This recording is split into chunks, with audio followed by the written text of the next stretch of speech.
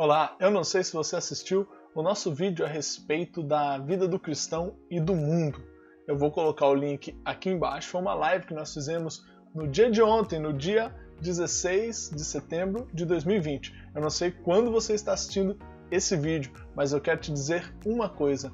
Hoje, com base no que nós falamos ontem, eu quero te ensinar a tirar aplicações do texto, olhando para o texto e identificando o que a Bíblia, o que aquele capítulo está nos falando sobre o mundo e sobre a postura do Filho de Deus diante de tudo isso. Bora pro texto?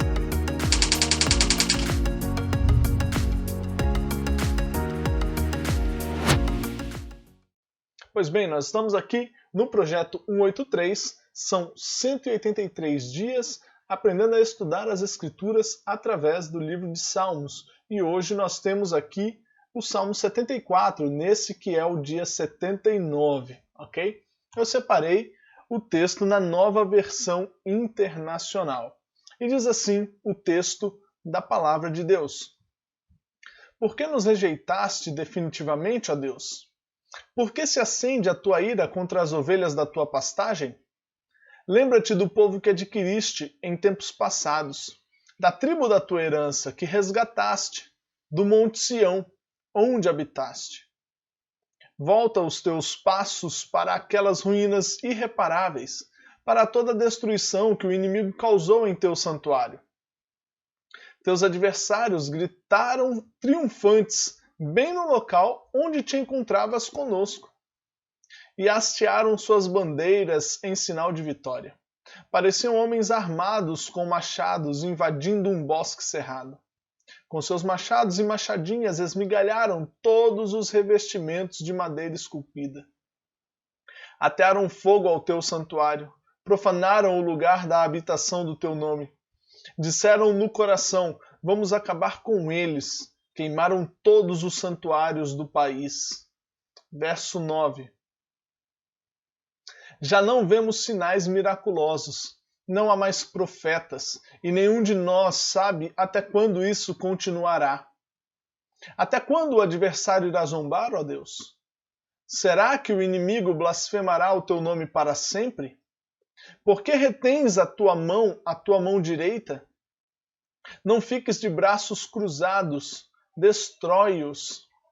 Mas tu, ó Deus, és o meu rei desde a antiguidade. Trazes salvação sobre a terra. Tu dividiste o mar pelo teu poder, quebraste as cabeças das serpentes das águas, esmagaste as cabeças do Leviatã e o deste por comida às criaturas do deserto. Tu abriste fontes e regatos, secaste rios perenes. O dia é teu e tua também é a noite. Estabeleceste o sol e a lua, determinaste todas as fronteiras da terra, fizeste o verão e o inverno. Lembra-te de como o inimigo tem zombado de ti, ó Senhor, como os insensatos têm blasfemado o teu nome. Verso 19. Não te entregues a vida da tua pomba aos animais selvagens. Não te esqueças para sempre da vida do teu povo indefeso. Dá atenção à tua aliança, porque de antros de violência se enchem os lugares sombrios do país. Não deixes que o oprimido se retire humilhado. Faze que o pobre e o necessitado louvem o teu nome. Levanta-te, ó Deus, e defende a tua causa. Lembra-te de como os insensatos zombam de ti sem cessar. Não ignores a gritaria dos teus adversários, o crescente tumulto dos teus inimigos. Pois bem, meus irmãos, um texto aqui muito interessante para a gente, um texto até bastante longo, e eu quero trabalhar com vocês aqui nesse dia o que o texto nos fala sobre o mundo. Ok? Então vamos lá, vamos procurar aqui pistas do que o texto nos fala sobre o mundo e como a gente pode usar estas pistas e aplicar no nosso dia a dia, na nossa vida, ok? Vamos lá. Começa aqui. Por que nos rejeitastes definitivamente, ó Deus? Por que se acende a tua ira contra as ovelhas da tua pastagem? Lembra-te do povo que adquiriste em tempos passados, da tribo da tua herança, que resgataste, do monte Sião, onde habitaste. Volta os teus passos para aquelas ruínas irreparáveis, para toda a destruição que o inimigo causou em teu santuário. Teus adversários gritavam triunfantes. Olha só, o que ele está falando aqui? Ele está falando que existe um povo que Deus adquiriu e que existem adversários, ou seja, existe um outro povo que é um povo adversário, ok? Então, uma primeira coisa que o texto nos demonstra a respeito do mundo é que existem dois povos. Dois povos no mundo. Ou dois tipos de povos no mundo, de pessoas no mundo. A primeira é pessoas do povo de Deus. Olha, aliás, vamos colocar assim, povo de Deus, né? E inimigos de Deus. Existem apenas esses dois povos no mundo. O que ele está dizendo aqui é que tem um povo que o Senhor adquiriu em tempos passados e tem um outro povo que são adversários e que estão em guerra. Um detalhe muito interessante. Existem dois povos no mundo, deixa eu colocar aqui entre parênteses, e eles estão em guerra. Para a gente ir um pouquinho além aqui do texto, né? Se a gente for olhar, isso começa desde Caim e Abel. Depois que acontece a queda, nós logo temos o relato de Caim e Abel.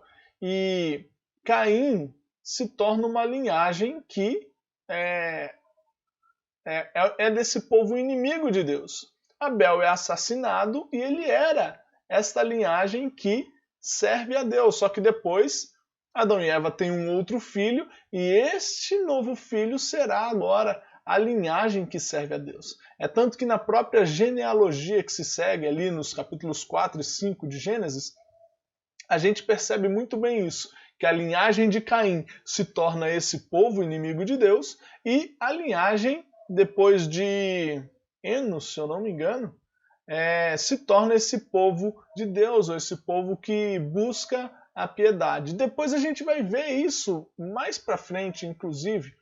A gente vai ver isso em Noé, a sua família e todo o restante. A gente vai ver isso em Abraão e todo o restante do povo da terra de Ur. A gente vai ver isso em Isaac e Ismael. A gente vai ver isso em Jacó e seu irmão Esaú. E a gente vai ver isso todo sempre nas Escrituras. Existe um povo que serve a Deus nesse mundo e existe um povo que não serve a Deus nesse mundo. Ok? Vamos lá. E aí ele continua falando, dizendo que eles agiram com violência contra este povo e contra o local onde este povo estava, ok? Agiram com violência, né? Olha lá, seus machados e machadinhas esmigalharam todos os revestimentos, atearam fogo ao santuário, profanaram o lugar da habitação do teu nome. Disseram no coração, vamos acabar com ele. Isso aqui é interessante a gente perceber em tudo isso que no mundo, vamos colocar aqui, neste mundo existe, neste mundo, o homem está voltado para a maldade. Isso é um fato que a gente vai perceber geralmente, e a Bíblia toda ela vai retratar isso, que o coração do homem ele é mau. Que neste mundo, o homem, todo e qualquer homem que nasceu aqui neste mundo, ele se tornou pecador porque herdou o pecado, herdou a natureza pecaminosa de Adão e Eva. Logo, então, todo o homem, todo homem se torna pecador e o coração deste homem se volta para o que é mal. Um exemplo disso, e é bastante interessante, é que a gente não precisa ensinar crianças a mentir. Elas mentem. A gente precisa ensinar a criança a falar a verdade. A gente não precisa ensinar a criança, por exemplo, a bater em outra criança. A gente não precisa ensinar, elas fazem isso naturalmente. O que a gente precisa ensinar é que bater é errado. Se você deixar uma criança fazer tudo o que ela quer, tudo o que ela quiser, em todo o decorrer de sua vida, você vai perceber o quê? Que no final, em qualquer momento lá na frente da vida, essa criança, essa pessoa, né, ela vai se tornar uma pessoa extremamente má, porque fez tudo o que queria, não teve qualquer tipo de guizo moral, não teve qualquer tipo de orientação moral para que tivesse alguma proibição. Olha, isso aqui é errado. Ok? Pois bem, então neste mundo o homem está voltado realmente para a maldade. Isso a gente percebe aqui no texto. Bom, já não vemos sinais miraculosos, não há mais profetas, e nenhum de nós sabe até quando isso continuará. Isso daqui é um bom indicativo. É um bom indicativo, não que necessariamente hoje, naquela época, na visão do autor, não havia mais. Mas não que hoje não exista, Deus não tenha operado milagres, ou não tenham pessoas falando realmente aquilo que Deus diz à sua igreja, enfim. Mas o que a gente precisa entender é que hoje, atualmente,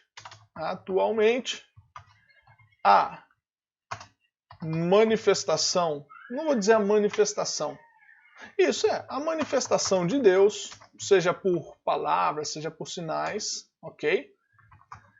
Tem sido desacreditada pela sociedade. Então esse mundo tem desacreditado. Por exemplo, a gente prega que a Bíblia está falando, que a Bíblia é a palavra de Deus e que o que ela está dizendo é realmente a verdade de Deus e que Jesus vai voltar, por exemplo, e que o pecado será condenado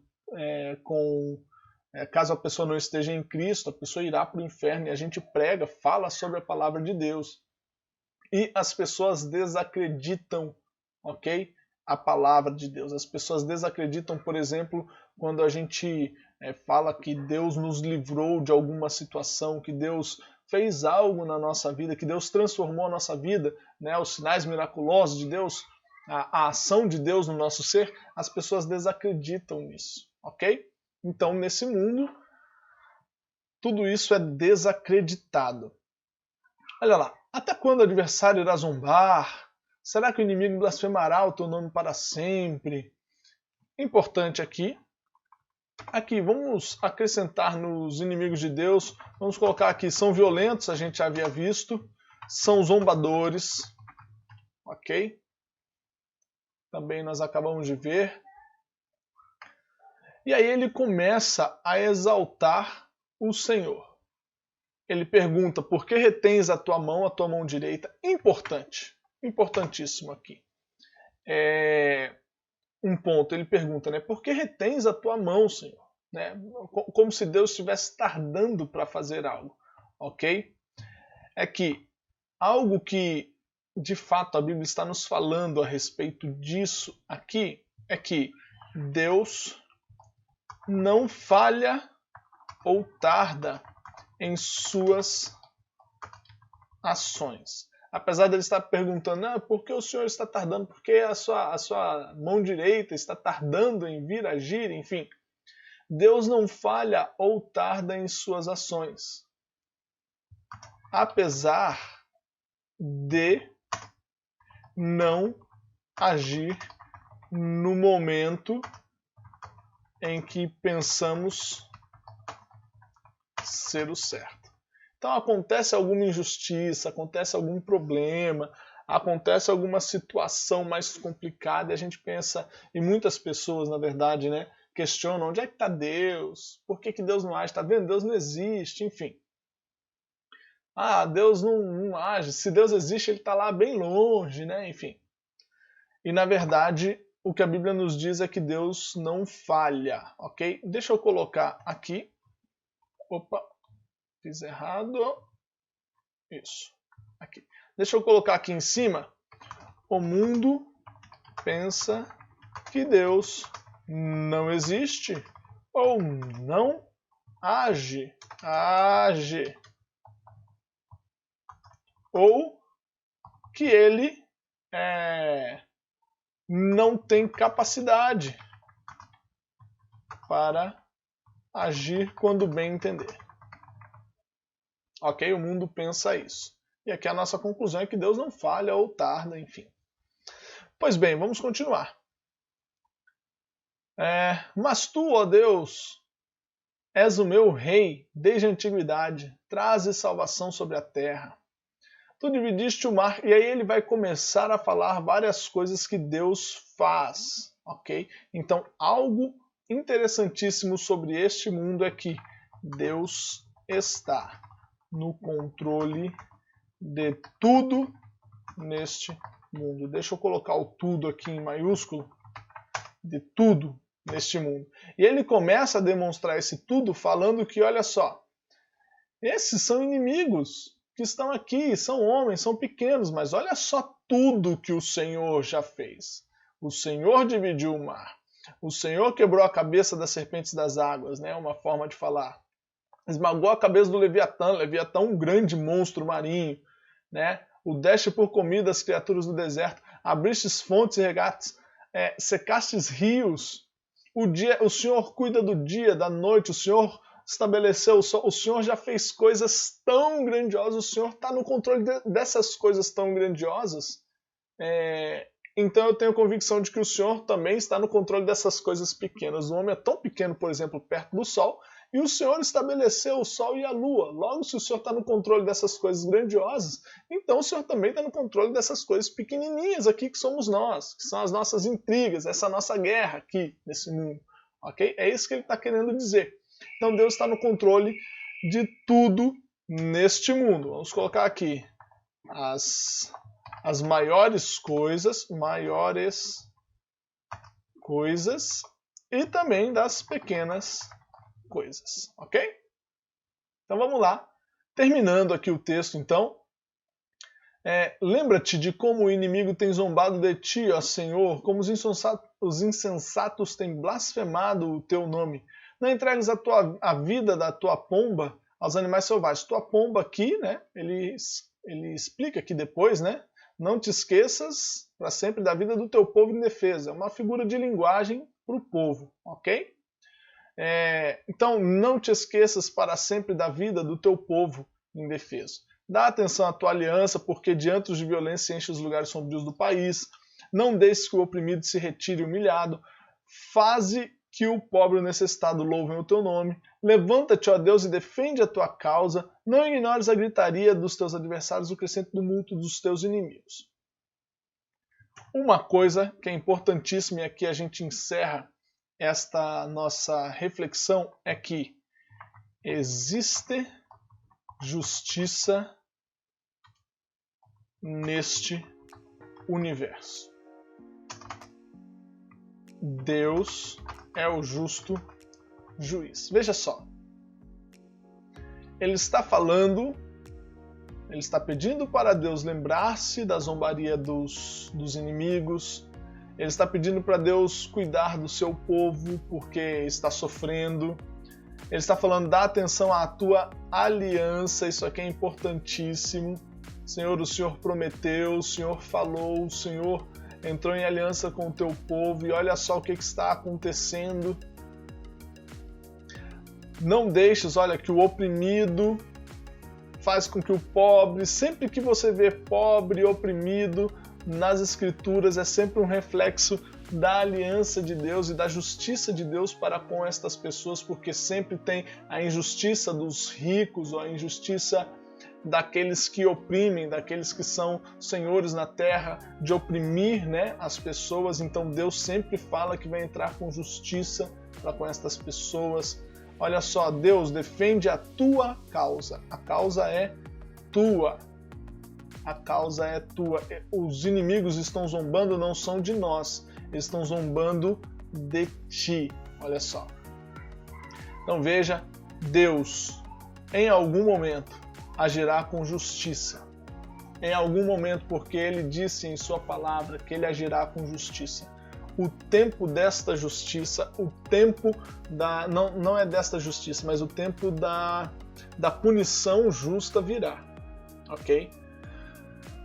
Veja só, 6 grandes aplicações ou 6 grandes percepções aqui do texto, que depois você pode usar aquelas 4 características lá sobre as aplicações aqui no texto, ok? Então veja quantas coisas nós podemos aprender. Detalhe, pegamos apenas uma técnica para extrair aplicações desse texto e olha só quantas coisas nós podemos aprender aqui. Este vídeo aqui já foi um pouco mais devocional e todas as aplicações a gente já vem tratando no decorrer do texto, então eu não vou fazer uma aplicação final aqui, tá bom? Então olha só, se você curtiu esse vídeo, se você gostou desse conteúdo, se foi abençoador para você, eu quero te pedir uma coisa. Você pode até dar o like aí, dá o like também, toda aquela coisa, mas a forma melhor de você agradecer é quando você compartilha o vídeo com alguém. Então eu peço a você que, se você gostou, clica aí nesse aviãozinho, clica aí no botão de compartilhar e manda para 3 pessoas, manda para 3 amigos seus, para que eles possam assistir então esse vídeo hoje, tá bom? Que Deus te abençoe e até a próxima.